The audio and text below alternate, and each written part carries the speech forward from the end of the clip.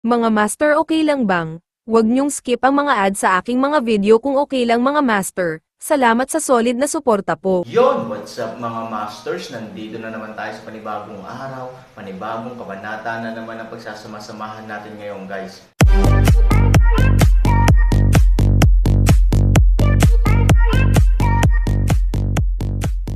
Bali mga masters, kung bago ka pa lang po sa aking YouTube channel, please click the subscribe button, lalong-lalo na po yung notification bell guys, para maging connected pa rin tayo sa isa't isa at maging updated kayo sa mga susunod ko pang video. Bali mga masters, bago natin umpisahan ng kwento ay mag-shoutout po muna tayo para sa mga solid nating tagapakinig. Shoutout kay Nick De Padua. Shoutout kay Richard Cos. Yun na nga mga masters, no? Bali hindi na ito patagalin. In 3, 2, 1, let's go! Wow, wow, wow. Nang mapagtanto ito ng general, bumagsak na ang isang dosenang sundalo sa kanyang paligid, nagmamadali siyang lamingga-lingga sa paligid, nalaman lamang na daan-daang tao ang umakyat sa pader ng lungsod sa isang punto.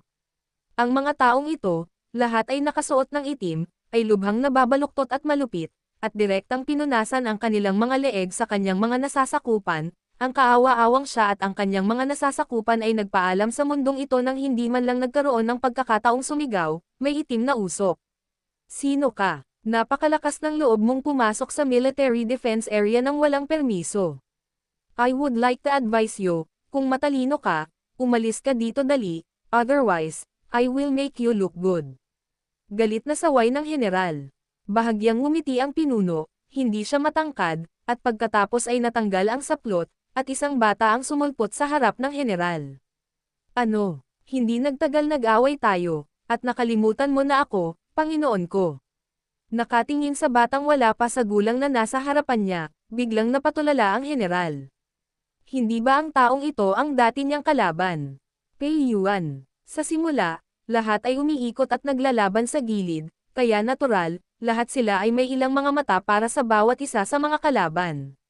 Kasalukuyang ginagamit, ang app na may pinakakumpleto at pinakamahusay na audio para sa pakikinig sa mga aklat, na isinama sa 4 na pangunahing speech synthesis engine, mahigit 100 uri ng timbre, at isang artifact na sumusuporta sa offline na pagbabasa, OneYuanApp.com source app. Tila hindi masama ang iyong memorya, ngumisi si Pei Yuan. Hindi ba dapat armado ka? Bakit, paano ka napunta sa akin? I have observed that your men and horses have not moved a single beat from the beginning to the end, bakit ngayon, bigla na lang silang susulpot sa tabi ko? Pei Yuan smiled, hindi sila gumalaw dahil hindi sila gumalaw, ano ang mahalaga sa akin? Mula sa simula hanggang sa katapusan, hindi nag-ayos si Han Sanchen ng anumang mga defensive na gawain para sa ika-4 na kolum, at natural na hindi nakita ng kabilang partido ang kanilang hitsura. Kaya, paano magkakaroon ng hindi matitinag? You mean, yan ang nahulaan mo. Natigilan sandali ang general. Imposible para sa kanila na bilangin ang bilang ng mga tao sa harap na bahagi hanggang 10, 50, at lahat ay maaari lamang tansyahin, hanggat magkatulad ang sitwasyon, tiyak na iniisip nila na ang kabilang partido ay hindi nagbago sa anumang paraan. Tsaka minsan ina-take for granted na lahat ng tropa ng kalaban ay nilabas na para ipagtanggol, tutal konti lang sila. Pero sinong mag-aakala? Ang tapang nyo talaga, you are just a small group of people, yet you still dare to let a group of people out to idle. Tsaka mas lumakas pa ang loob nyo na lumapit at salakayin kami. Tanong niya sa malamig na boses. May pagdududa, may kawalang kasiyahan, at may galit. Ilang tao na ba ang hindi mo nagawa, o ilang tao ang dinala mo para umakyat sa pader ng lungsod para salakayin ako? Pei Yuan ngumiti, hindi marami, higit sa 1,000, marahil 2,000. Kawili-wili, siya ay sumangot ng malamig, at pagkatapos ay sinabi, ngunit, kaya ano? Bagaman nasira mo ang pader ng lungsod nang walang anumang panlaban, ngunit sa 3 pader, ang panig ko lamang ay 20,000 kabayo, at mayroon pa tayong 10,000 nagpapatrolya, at gusto mo kaming ibagsak na may 1,000 katao lamang.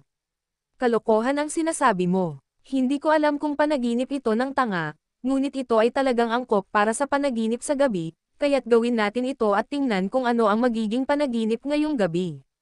Pagkatapos ng mga salita, diretsyong iwinagayway ni Pei Yuan ang kanyang kamay, at ang mga sundalo na nasa likuran niya ay agad na sinundan at direktang pinatay ang kalaban. Sa kabilang panig ng pader ng lungsod ay nagsisigawan din sa itaas ng pader ng lungsod. Reinforcements. To be on the safe side, agad na inutusan ng city defender ang kanyang mga subordinate na sindihan ang beacon. Maya-maya, nagsimula ang beacon fire, at ang mga guards sa dalawa pang pader ay mabilis na nakita ang beacon fire dito. Sa ground, ang kapitan ng patrol team na responsable sa tatlong panig ng city defense ay natagpuan din ang beacon fire. Doon, halos magkakasabay na tayong sumuporta doon. Ngunit sa sandaling bumagsak ang mga salita, bago magtipon-tipon ang mga kawal, biglang, ang pader ng lungsod sa likuran nila ay sumigaw din at pumatay. Biglang nagpanik yung mga sundalong susuporta.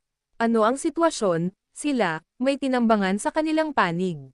Patayin. Kasunod ng tunog ng pagpatay mula sa iba pang tatlong garrison, ang lahat ng mga sundalo ay agad na nataranta. Sa pagkakataong ito, nagkagulo ang tatlong lugar. Ang mga commander ay dali-daling pinatigil ang mga tropa at inayos ang kanilang mga sarili upang maiwasan ang pag-atake. Pagkatapos, makikita nila ang mga watawat ng kalaban na umiindayog sa paligid nila, at sila ay mali-mali sa kanilang paligid, kaya hindi nila masabi kung ang kalaban ay gumagalaw, o kung ang kalaban ay umaatake o hindi, ang daming tao. Itigil ang suporta, at ang mga ministry ay agad na pagsasama-samahin ang depensa sa lugar upang maiwasan ang kaaway na makalusot. Oo, ngunit, Commander, ano ang dapat nating gawin sa pader ng lungsod doon? Magkakaroon ng patrol team na susuporta, at malinaw na inutusan tayo ng mga nakatataas na ipagtanggol ang depensa ng lungsod, hindi natin ito dapat basta-basta. Oo, sa ilalim ng muling pagsasaayos ng mga general sa pagtatanggol ng lungsod sa magkabilang panig, ang mga depensa ng lungsod sa magkabilang panig ay susuportahan, ngunit mabilis na binago ang kanilang pormasayon at naging depensa. Ang nakakagalaw lang ay ang patrol team doon, pero medyo nalilito ang patrol team ngayon. Sa kasalukuyan lahat ng tatlong panig ay sumisigaw para sa pagpatay, na nangangahulugan na ang lahat ng tatlong panig ay nangangailangan ng suporta. Kapitan, kami, aling panig ang aming sinusuportahan? Aling panig ang sinusuportahan natin? Magandang tanong yan. Ngayon ang isang panig ay upang kumpirmahin na ang kalaban ay naglulunsad ng isang pag-atake, at ang iba pang dalawa ay upang makita na ang kalaban ay umaatake din, ngunit hindi bababa sa medyo nagsasalita, walang labanan. Aling panig ang tamang suportahan? Kailangan din ng suporta ng bawat panig. Ang mga sundalo ay nahahati sa tatlong grupo at agad na kumilos. Oo, sa utos ng kapitan, ang patrol brigade ay direktang nahahati sa tatlong grupo para sa suporta. Ang pader sa harap ay dito. Ang peklat ay binibigyang pansin ang sitwasyon sa frontal battlefield, nakakuyom ang kanyang mga kamao at nagngangalit ang kanyang mga ngipin. Nang makitang nasa ganoong santukan ang kanyang pinuno, nilabanan niya ang pagnanais na magmadaling tumulong, ngunit ang pagnanais na sumugod ay patuloy na nagpasigla sa kanya, kaya't kinagat niya ang kanyang mga bagang sa likod na tumutunog ang pastry. Sa sandaling ito, isang subordinate ang nagmamadaling magulat, Commander, may nangyari, may malaking nangyari. Galit na sagot ni Peklat, kalokohan, ang peklat ko ito ay kawalang ingat, hindi pagkabingi, kunwari ay hindi ako nakakakita. Hindi, Commander, ang ibig kong sabihin ay may malaking nangyari sa iba pang tatlong panig ng Yetian City. Ang iba pang tatlong panig nang marinig niya ito, agad na binunot ni Daoskar ang kanyang espada, subconsciously thinking na kung may nangyari sa three-sided city defense, malamang na sinamantala ng kabilang partido ang apoy para salakayin siya habang ang kanyang Panginoon ay nakasalikop sa labas. Commander, hindi naman po kami nabugbog, it's that the city defenses on three sides are being attacked. Right now, the battle is just starting, and I think the patrols in the city are also split into three groups to support. Damn, hindi ba tayo nabugbog? Nataman ba sila? Nagulat si Daoskar, lumakad sa pader ng lungsod ng ilang hakbang, at tumingin sa malayo. May mga bagay talaga na hindi mo alam kung hindi mo nakikita, at magugulat ka kapag nakita mo sila. Ito ay talagang isang fucking masamang pinto, sigurado, ang tatlong depensa ng kalaban sa lungsod ay inaatake, magkano? Pero sa malayo, makikita mo rin na ang kalaban na hukbo doon ay medyo parang isang malaking kalaban, bagamat hindi masyadong maraming tao ang umatake sa kanila, makikita mo ang mga bandilang lumilipad sa paligid. Obviously, medyo marami ang umatake sa kanila. Lola, sinong magaling? How dare you hit them at this time? Labis na natuwa si Dowskar at nanambalik ang kanyang lakas. I don't know, pero parang atin ang flag, sabi ng nasasakupan.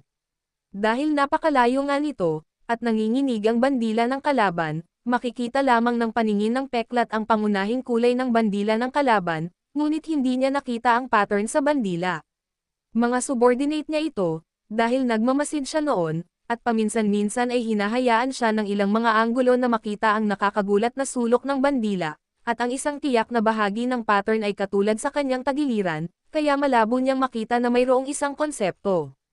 Aming mga tao, nagulat ang peklat, siya ay nagwalas sa ilalim ng pader ng lungsod, at nalaman na si Hyjin at ang iba pa ay nananatili pa rin sa kanilang mga misyon, at walang tanda ng pag-alis. Ang Peiyuan ay dapat ding magsagawa ng breakout operation kasama ang Han Sanchen sa frontal battlefield sa sandaling ito. Sino pa kaya ito? Imposible, tama ba? Peklat vetoed, habang tumitingin muli sa bandila. Marahil ito ay swerte, at ang isang anggulo ay nagkataon lamang na lumitaw, at ang anggulong ito ay nagbigay daan lamang sa peklat na makita na ang mga watawat na lumulutang sa paligid ng depensa ng lungsod ay ang mga watawat ng kanilang regiment ng kabalyerya. Something galing ito sa ating cavalry regiment. Damn, but are we all here? Then, sino yon? Napatulala si Peklat. Commander, ano ang dapat nating gawin ngayon? Nagmamadaling tanong ng nasasakupan, gusto mo bang lumaban dyan? Lumaban, ngunit may utos ang Han Sanchen, at kailangang kompletuhin ng bawat isa ang kanilang sariling mga gawain sa garrison, kung hindi, kung ang iba pang kahihinatnan ay dulot ng kanilang hindi autorisadong pagkilos, ang Peklat ay magtataglay ng malalaking responsibilidad at kahihinatnan.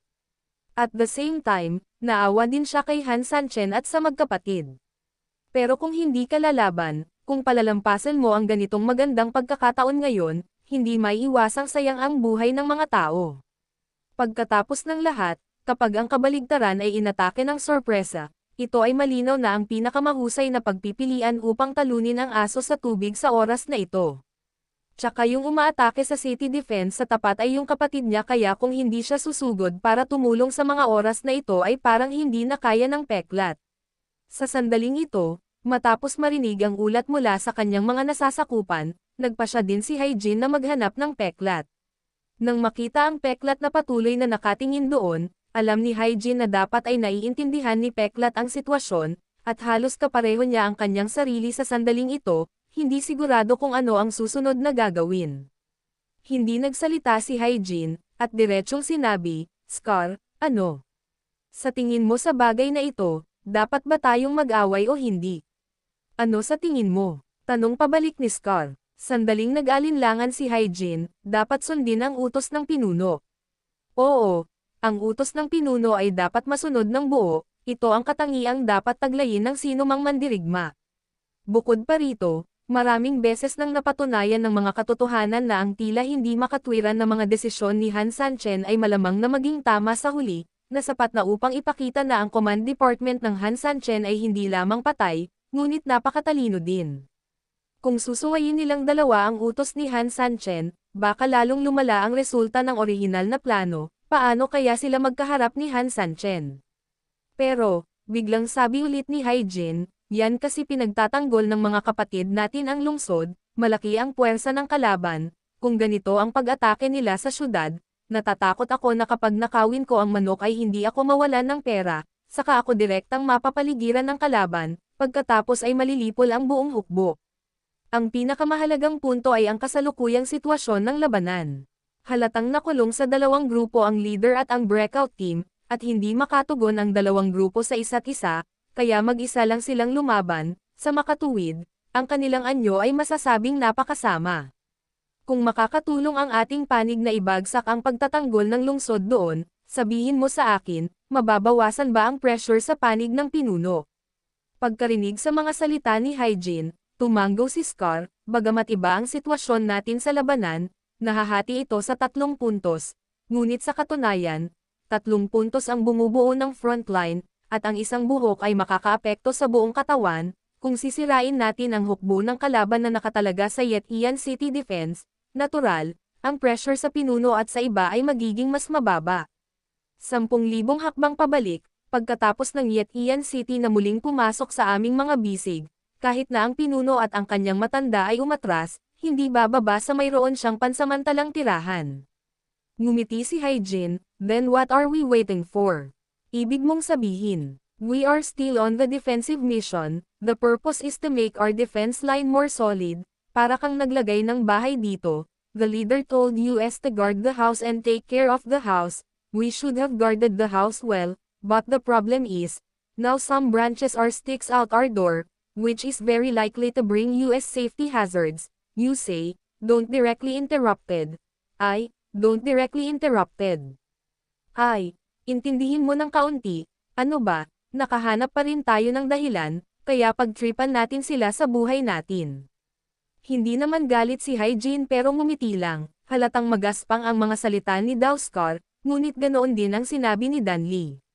Oo, maraming bagay ang tahimik na naiintindihan ng lahat, kaya sa oras na ito, hanggat may makatwirang timing o pagkakataon, lahat ay mahuhulog sa lugar. Halika, mag-impake ka agad, pumasok sa estado ng panahon ng digmaan para sa akin, at salakayin ang tapat. Oo, dahan-dahan. Dali-daling tinawag ni Hyjin ang kanyang mga nasasakupan para tumigil. Kumunot ang noo ni Scar, at naguguluhan na tumingin kay Hyjin, nanggugulo ka na naman ba? Isasama mo ba lahat ng kapatid para makipaglaban ng ganito? Why not? Could it be that I'm still afraid of those people and ghosts? Damn it, I'll do as many of them as there are. Umiling si Hyjin, Scar, kahit diretsyong mag-away tayo, ilan tao? 5,000 tao lang sa 3 kolum, sa tingin mo 50,000. Kung ganoon, paano mo gustong lumaban? Ngumiti si Hyjin, may paraan para maglaro, I wonder kung interesado ka dito. Yun na nga mga masters, no? Bali panibagong kabanata na naman yung natapos natin ngayong gabi. Muli, maraming salamat po talaga sa walang sawang suporta po sa aking YouTube channel na talagang inaabangan nyo po ang bawat upload ko po. Bali mga masters, magkita-kita ulit po tayo bukas ng gabi at ngayon po ay magpapaalam po muna tayo. Bali mga masters, bye-bye!